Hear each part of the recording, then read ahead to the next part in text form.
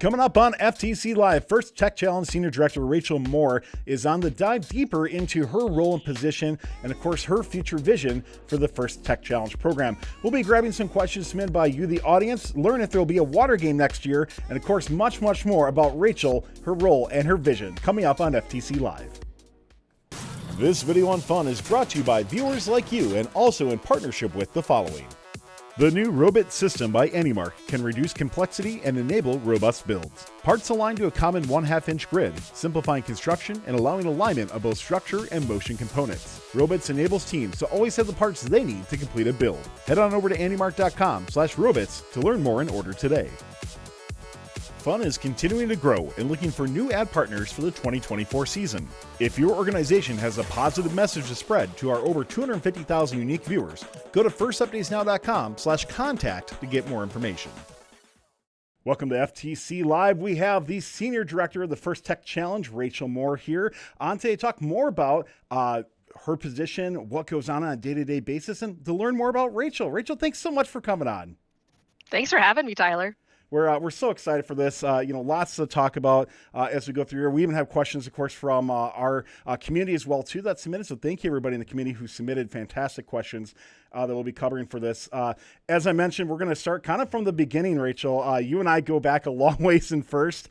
So I'd love to just hear how you got started as a student or a participant in the program, and we'll work our way up to becoming the FTC director. Yeah, sure. So I, like you, I'm an alumni. My rookie year was in 2001. I was a member of the Robotics FRC 118 out of Houston, Texas. And so I did that for 3 years.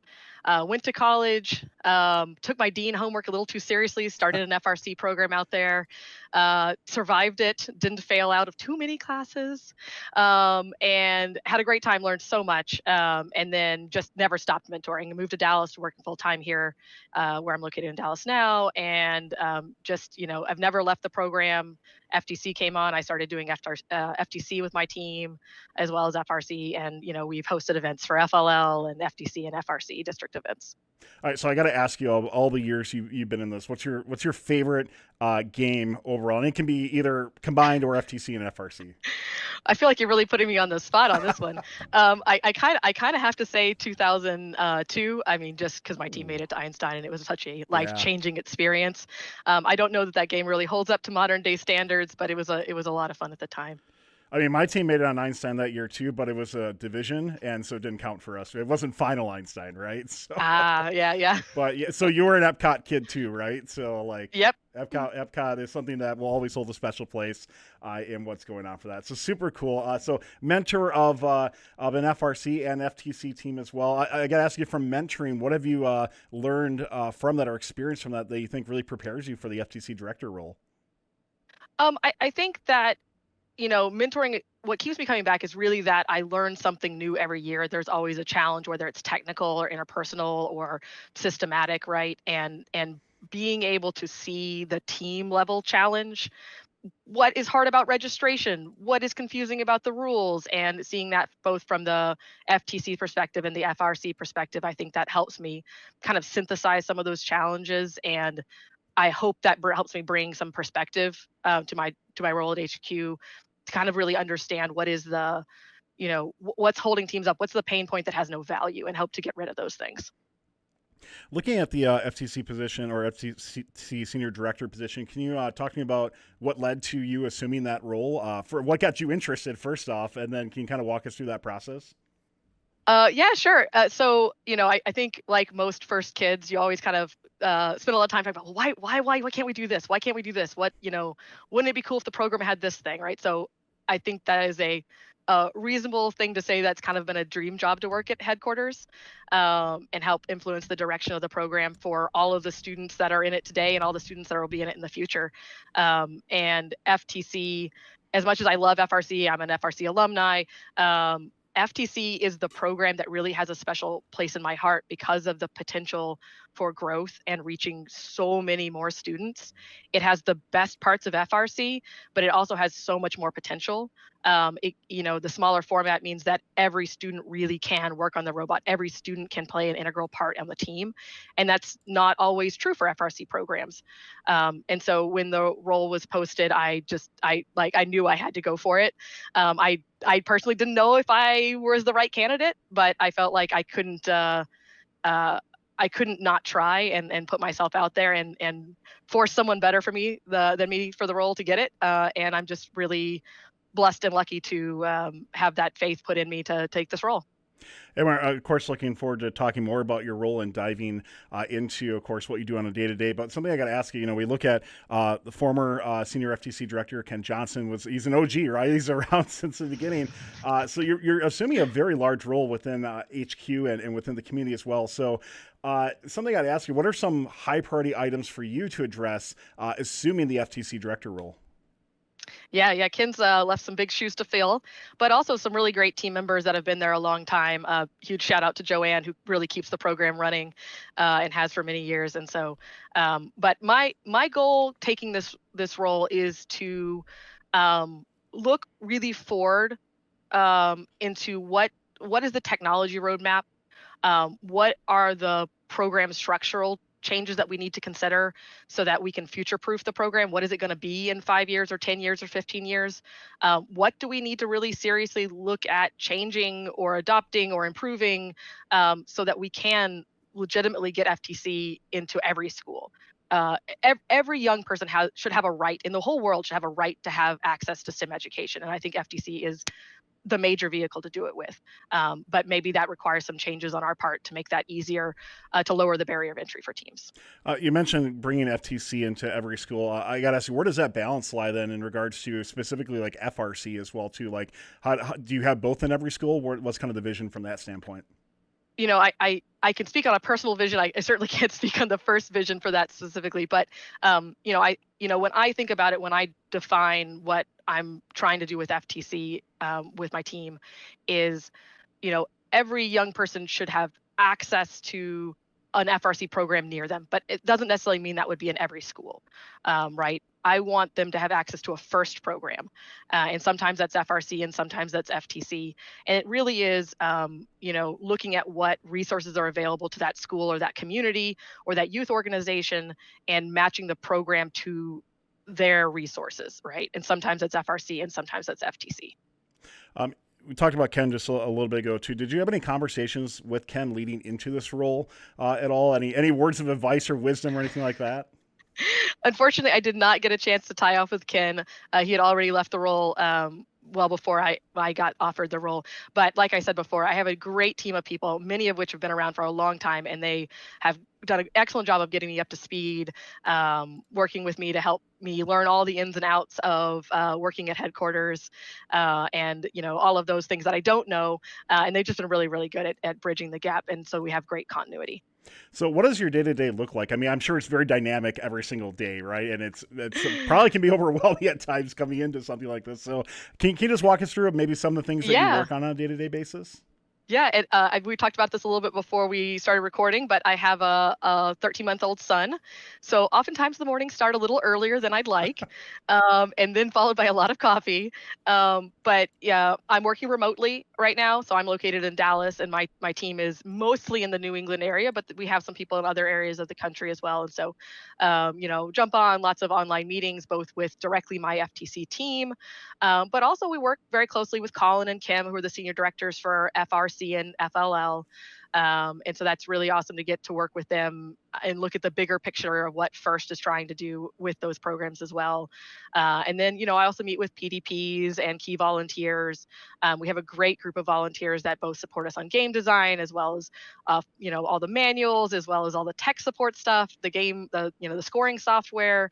All of those things are really maintained by a great group of volunteers that I'm very lucky to work with every day. So you mentioned game design. I'm not sure did you come on here to announce that next year will be a water game?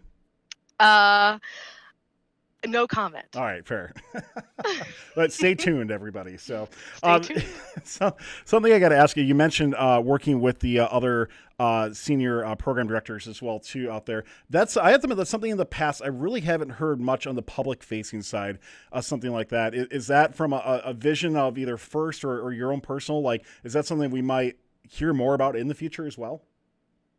Yeah, it's definitely a priority for Chris Rake and for Colin, for Kim and myself to find places that we can align better. And part of that is just staying in sync more, learning about each other's programs more. And so I'm pretty lucky to come into this role with decent amount of understanding of all three programs.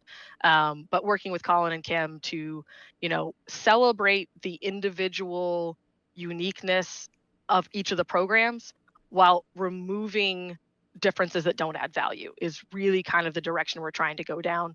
I don't know specifically exactly what that means. We're trying to figure that out, but it's awesome. I meet with both Colin and Kim nearly weekly, and so at least keeping touch on the pulse of the other programs, and if they've got a challenge and they solve that challenge, we should be asking ourselves in the other programs, do we have that challenge? Can we solve it the same way? And so that's been really great to learn from them as well. One of the things I really like that you mentioned there too, and this is the same thing with Colin. I don't know Kim as well personally, but is that you have experience in all the programs coming in. I think that's one of your first alumni. Colin was as well too. We're all kind of from the same cut of the cloth, right? I think it's really cool to bring in both first alumni and those who have experience in all the programs as well too. And I'm really looking forward to how all of you can best serve the community by having that experience. I'm really looking forward to that as well. So something that really caught my eye, by the way, just talking about working with other programs, is the 2027 Control System RFP that just came out recently. I just want to read a quote on this. It says, "First is seeking a new mobile robot controller to serve the needs of both the First Tech Challenge and the First Robotics Competition programs." That's really cool. I'd love to hear anything more, because to me that screams like, hey, these programs are starting to work together more, I guess, than what they have before. Is there anything else you can add on or comment to that at all? I am super excited for this opportunity, and we've sent this out to all of the sponsors and suppliers that we know about seeking interest. But if you guys in the community know of a company that would like to partner with First on this, we really want you to get the word out there. This is a kind of a once in a decade opportunity. That's how we've been talking about it internally. The fact that the FTC control system is coming up for renewal at basically the same time as the FRC one, and initially we really had this like, oh, well, they definitely need different things. Well, we dug into the details a lot more, and there are places where we're going to have to, you know, maybe modify the programs or look at our rule sets to make them align. But those are probably places where they should align anyway. And so I'm excited to have this controller. I think that it opens a lot of opportunities for teams that do both programs, teams that move between using the two programs, for our volunteers, for all of our technical support. Right now, the amount of volunteer effort that goes into maintaining multiple software stacks, if we can put all that energy into one software stack or one set of debugging tools or one set of resources to train teams and bring in new teams and new participants, I think we could go a lot further with our resources. Yeah, and I'm really looking forward to what this is going to result into. It once again just super interesting to read, and who knows? Just in my when my mind wanders on something like this, it's like, what else are we going to potentially see in the future as well? Too, in regards to cross program collaboration, to me personally, that's been a big missing piece, or a piece that just really hasn't been fulfilled as well as it could be. So looking forward to what that brings for the future. I mean, this is a couple years down the road, right? And when we're going to see the results of it.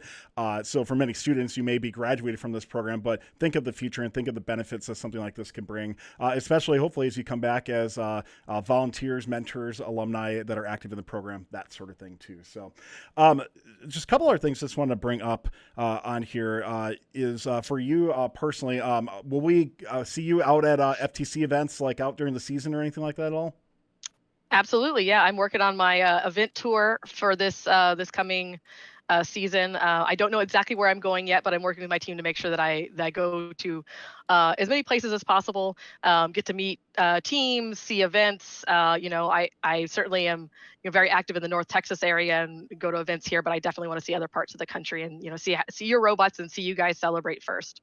So what's the best way, like if you're an event, for somebody to approach you? Because I know a lot of students when they come up, they might feel, a little skittish, tentative, or anything like that. Like, I mean, you and I know each other. You're a very friendly person, that sort of thing too. But what do you have to say to students out there? Yeah, come up, say hi if you see me at an event. I definitely want to learn about your robots, your team. What are the cool things that you're doing in your region? So don't be shy. Come up, say hi.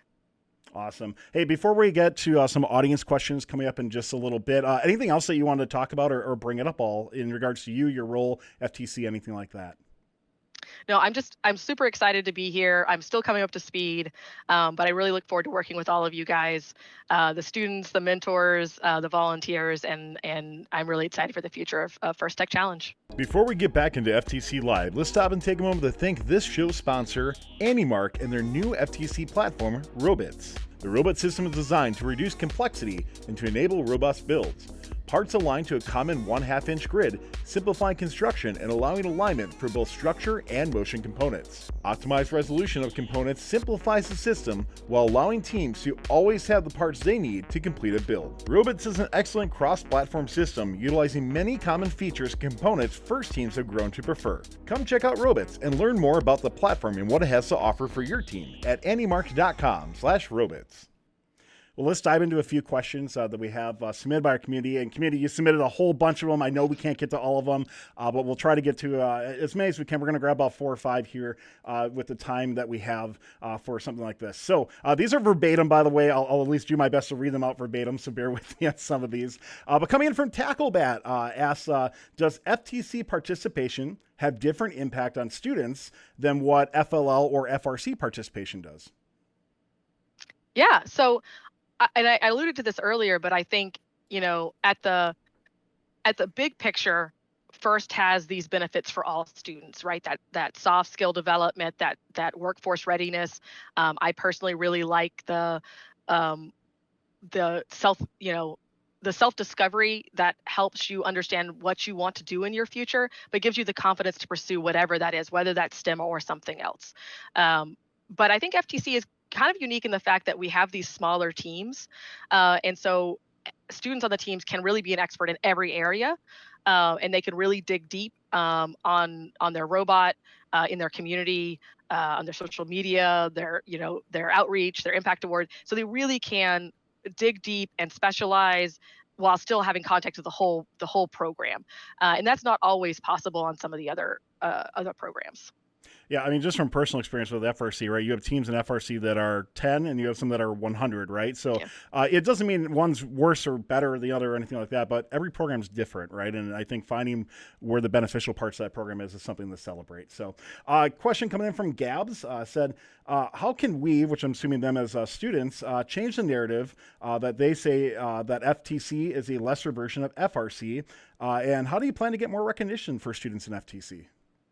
Yeah, it really breaks my heart when I see FTC teams self-reflect as lesser than in some way. And I really want us as a community to get away from that.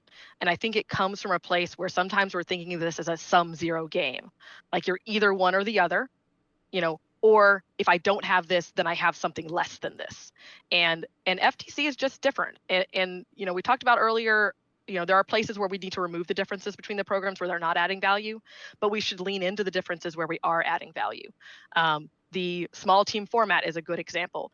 More autonomous is a good example. There are all these things that we can celebrate as First Tech Challenge participants that are super great about our program, and we don't have to put them in comparison to other programs.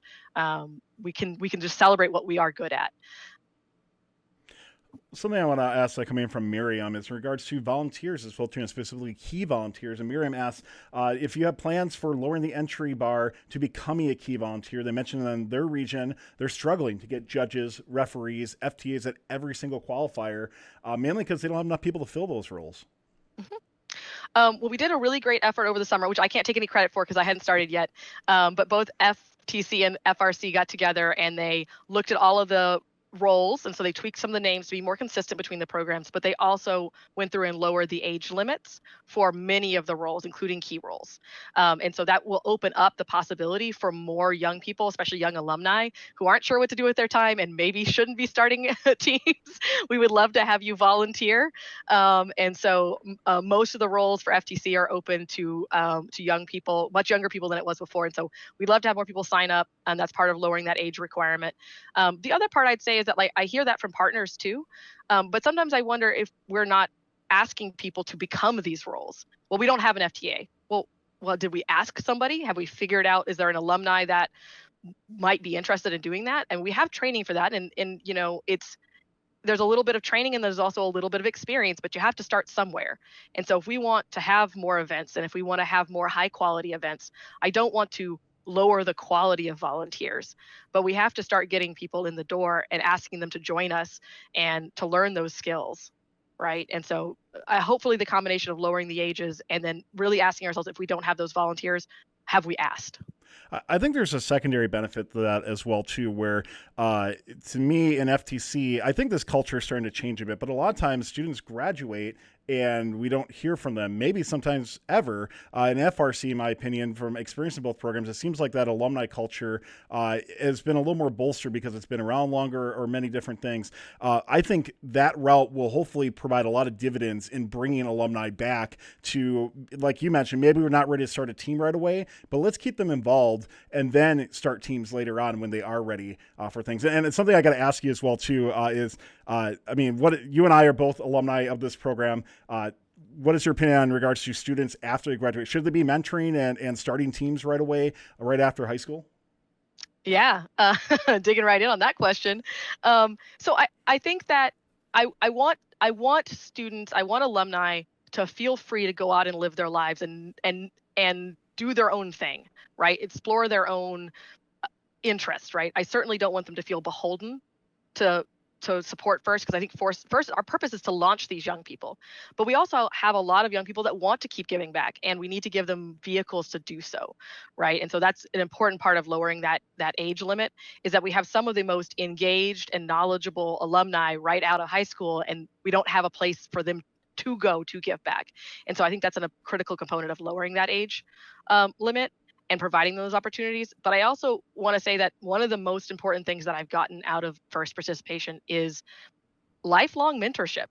Like, my mentors in high school are still my mentors. I still see them at competitions. They're still engaged, right? There are other alumni, Tyler and Colin, right, that are of our graduating class, if you will, right? And those are still resources that are available to us. And so there's this whole kind of professional community that exists for you if you stay at least a little bit involved, right? And so volunteering is a great way to do that while you're, going to school, or maybe you have a young family, or whatever you are in life, you can still do one weekend a year, right? Yeah, absolutely. Please, alumni, volunteer for events. We need you, and let's get more of you out there as well. Last question coming in from Yasha's coming in, asks, how are world slots directly decided? Is it by team numbers, or is there a deeper reason, or is there a relationship between the regions and slots? Yeah, absolutely. So it is decided by team numbers based on registration based on December 1st numbers. So if you have not already registered, please do your region a favor and make sure you pay your registration fees with headquarters so that you're counted when we do allocations for advancement. So overall, it is a fairly mathematical process. For maybe 90% of the slots are just based on numbers. We do reserve a small number of slots to give to regions where we are trying to grow new teams or new programs that otherwise would be too small to have any advancement, but the rest are allocated based on region size.